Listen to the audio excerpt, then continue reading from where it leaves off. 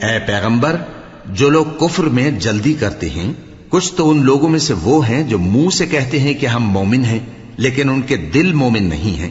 اور کچھ ان میں سے جو یہودی ہیں ان کی وجہ سے غمناک نہ ہونا۔ یہ لوگ جھوٹی باتیں بنانے کے لیے جاسوسی کرتے پھرتے ہیں